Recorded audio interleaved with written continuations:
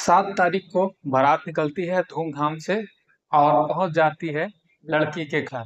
वहां पर पहुंचने के बाद लड़कियों वालों ने अच्छे से स्वागत करते हैं बारात की। और वहां पर फिर जो आगे का कार्यक्रम में चलता है, द्वार पूजा होता है, जयमाला होता है, शादी होती है। और फिर अगले दिन 8 तारीख को 8 मार्च को सुबह 11 बजे करीब आसपास लड़की की विदाई होती है। विदाई होने के बाद वो अपने ससुराल के लिए निकलती है वहां से और 2 घंटे का रास्ता तय करके अपने ससुराल पहुंच जाती है। ससुराल पहुंचने के बाद उसका अच्छे से स्वागत होता है। महिलाएं अपना जो मंगल गीत उसे गाती हैं, खुशी का माहौल हर तरफ बना हुआ है। पूरा दिन बीत जाता है, मुंह दिखाई का कार्यक्रम चलता है, लोगों का आना जाना लगा रहता है। और ठीक अगले दिन रिसेप्शन का कार्यक्रम होता है, प्रीति भोज का कार्यक्रम तय किया गया था। तो पूरा दिन बीतने के बाद रात में 11:30 बजे करीब हो जाता है। फिर एक अहम घड़ी आती है और वो रात जिसके लिए हर कपल को बेसब्री से इंतजार होता है, सुहाग रात का समय होता है। तो 11:30 के आसपास लड़की और लड़कों को कमरे में प्रवेश कर दिया जाता है और वो लोग अंदर बंद हो जाते हैं। बंद करने के बाद फिर जब सुबह 6 बजता है तो उसका बड़ा भाई दरवाजा खटखटाता है, बोलता है, प्रदीप मैं जा रहा हूँ मंडी और तुम उठ जाओ, बाकी आगे की तैयारी तुम देखो, मैं जा रहा हूँ मंडी सब्जी लेकर आता हूँ क्योंकि आज रिसेप्शन है और लोगों का आना जाना लगा ही है, आके देखो अपना। तो कोई आवाज नहीं आती है। फिर 7 बजे फिर दोबारा खटखटाया जाता है क्योंकि भाड़ा बढ़ जा चुका था मंडी सब्जी लेने के लिए। तो और जो औरतें हैं खटखटाती हैं, कोई आवाज नहीं, तो कोई रिस्पॉन्स नहीं आते हैं। लोग सोचते हैं शायद रात में देर तक जगे हों और 2 दिन से लगातार वो लोग कार्यक्रम में व्यस्त हैं, दौड़ भाग हो रही है, तो शायद इसलिए दरवाजा न खोल रहा हो। थोड़ी देर बाद एक लड़की जाके खिड़की से देखती है और वहां पर नजारा देखती है। तो लड़का पंखे से लटका हुआ और बेसुध हालत में दुल्हन, नई नवेली दुल्हन बेसुध हालत में पड़ी हुई है।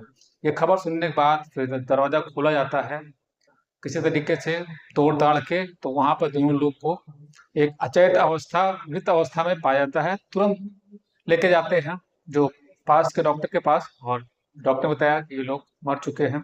तो जानेंगे आज के इस पूरी कहानी जो उत्तर प्रदेश के अयोध्या की है। नमस्कार, मैं हूं रवि और आप सभी का स्वागत है। दोस्तों, ये घटना है उत्तर प्रदेश के अयोध्या जिले की थाना कैंट के मुरावन टोला की, जो सादत के पास स्थित है। प्रदीप नाम का एक लड़का है और 2 भाई हैं उसके, 3 बहनें हैं। सबसे छोटा है परिवार में और छोटे लोग के जानते हैं, काफी लोग केयर करते हैं खुद से। तो पढ़ाई में बहुत अच्छा नहीं था, हाई स्कूल तक पढ़ाई की और उसके बाद फिर उसके पिताजी भी एक्सपायर कर चुके थे। घर में माँ थी और बहनों की शादी हो चुकी थी, बड़े भाई की भी शादी हो चुकी थी, केवल प्रदीप बचा हुआ था।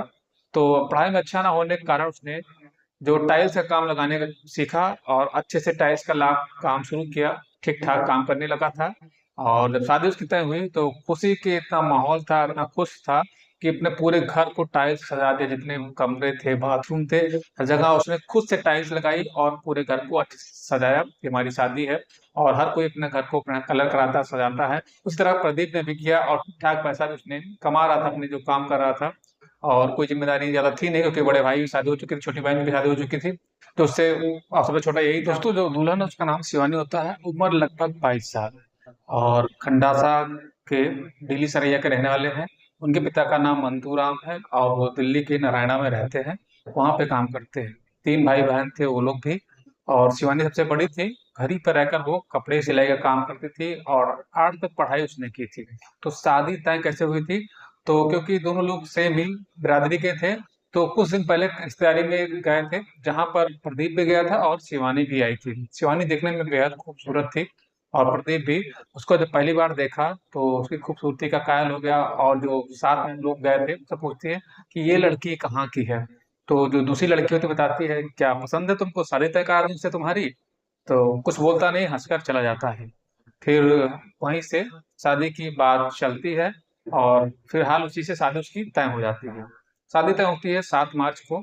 सब कुछ पूरा, पहले शादी तो अप्रैल में होने की पूरा तैयारी की गई थी, लेकिन फिर प्रदीप के कहने पर शादी मार्च में ही तय हो जाती है। और 7 मार्च को तय कार्यक्रम के अनुसार बारात निकलती है, पूरा पहुंचती है वहां पर, शादी विवाह का पूरा चीजें तैयारी होती है, स्वागत होता है, शादी होती है। और सुबह अगले दिन वहां पर 11 बजे विदाई होती है। 2 घंटे का सफर तय कर दुल्हन पहुंचती है अपने ससुराल में, वहां पर उसका अच्छे से स्वागत किया जाता है। मंगल गीत हो रहे हैं, खुशहाली का पूरा माहौल है, पूरा दिन बीत जाता है, मुंह दिखाई का कार्यक्रम चलता है। आसपास की औरतें आती हैं, देखती हैं, कहती हैं दुल्हन काफी खूबसूरत है। प्रदीप भी काफी सीधा साधा और मेहनती व्यक्ति था। किसी से कोई ज्यादा बातचीत नहीं, किसी से कोई लड़ाई झगड़ा नहीं, सब कुछ अच्छे से चल रहा था, जो उसके परिवार वाले बताते हैं। तो बढ़िया सब कुछ बीता। रात में 11:30 बजते हैं। 11:30 बजे के बाद वो घड़ी आती है जब पति और पत्नी के लिए सबसे अहम पूर्ण रात होती है, सुहाग रात। तो उन लोगों को उस कमरे में भेजा जाता है और फिर दरवाजा वो लोग बंद करते हैं अंदर से। रात में करीब 11:45 के आसपास एक ऐसा मैसेज आता है जो दोनों लोग के लिए काल बन जाता है। अब उस मैसेज में क्या था, हमें पूरी तरह से खुलासा नहीं हुआ है। और वो मैसेज जो आता है प्रदीप के ही मैसेज फोन पे आता है। और जो पता चल के आ रहा है कि प्रदीप के दूसरे किसी नंबर के द्वारा वो भेजा गया है। लेकिन जो घर वालों का कहना है कि प्रदीप के पास केवल एक ही नंबर था। फिलहाल ये जांच का विषय बना हुआ है। उस मैसेज में क्या ऐसा था, क्या ऐसी पास्ट की कहानी थी शिवानी की, कि जिसके लेकर लगता है दोनों लोग में काफी बहस हुई। और फिर रात में करीब 3 बजे के आसपास प्रदीप ने जो पोस्टमार्टम रिपोर्ट आई है कि गला दबाकर उसकी हत्या कर दी गई है, क्योंकि कमरे में दो ही लोग थे। तो उम्मीद यही की जा रही है प्रदीप ने ही उसकी गला दबाकर हत्या कर दी। और जब हत्या कर दी, उसके बाद फिर करीब 1 घंटे तक वो उसी कमरे में रहा और घूमता रहा। पूरा उसने सोचा होगा कि हमसे लगता है कुछ गलत हो गया है, और इस चीज को बर्दाश्त नहीं कर पाता है। और खुद भी 4 बजे के आसपास पंखे से फंदा लगाकर और खुद अपने मौत को गले लगा लेता है।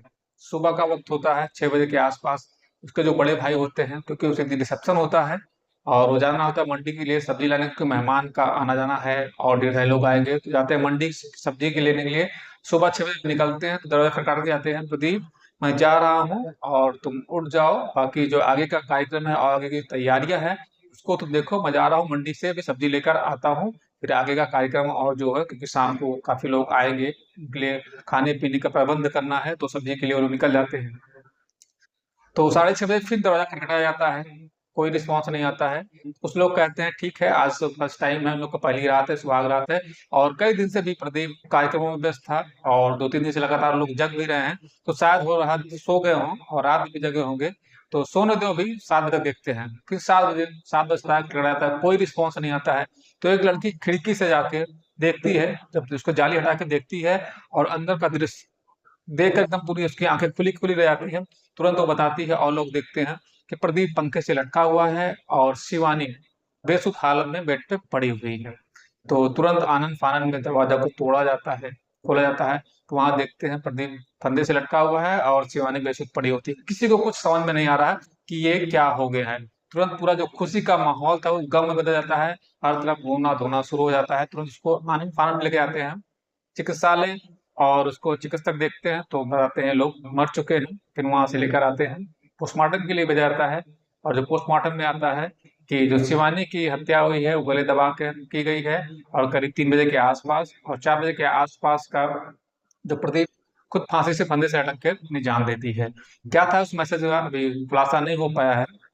उसके बाद फिर जो लड़की के घर वाले हैं उनको सूचना दी जाती है, तो वो लोग शायद आते नहीं हैं। और फिर जो प्रदीप का बड़ा भाई होता है पोस्टमार्टम के बाद दोनों लाशों को ले जाता है और एक ही चिता पे ऊपर नीचे रख कर दोनों का वहां पर उसको जला देते हैं। और पूरा जो कार्यक्रम था वो पूरा खुशी का माहौल गम में बदल गया है। रोना धोना लगा हुआ है, पूरा परिवार वाले एकदम बेसुध हो चुके हैं। समझ में नहीं आ रहा कि क्या ऐसा क्यों किया, क्योंकि प्रदीप तो काफी सीधा साधा था और मतलब कि लड़की भी उसको पसंद करती थी, उसको वो भी पसंद करता था। अब क्या ऐसा पास्ट हिस्ट्री थी लड़की और लड़के की जो इस तरह से उन्होंने कदम उठाया है। तो दोस्तों फिलहाल दोनों लोग का अंतिम संस्कार कर दिया गया है और खुशियां पूरी तरह से मातम में बदल गई हैं। अब आगे जो भी अपडेट आएगा इस स्टोरी में आप लोग को जरूर मिलेगा। वीडियो को लाइक कर दें और जो लोग भी नए हो चैनल को सब्सक्राइब कर दें। इस वीडियो बनाने का उद्देश्य किसी को परेशान करना, किसी को नीचा दिखाना नहीं है। बस इस तरह की घटना समाज में दोबारा घटित ना हो, क्योंकि पति पत्नी का रिश्ता काफी महत्वपूर्ण और अहम होता है। पता नहीं क्यों लोग के बीच अंडरस्टैंडिंग क्या ऐसी हुई जो इस तरह के अंजाम तक उन्होंने पहुंच गए।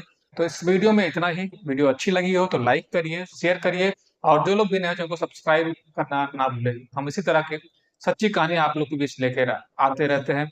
रखिए अपना और अपनों का बहुत ख्याल। नमस्कार।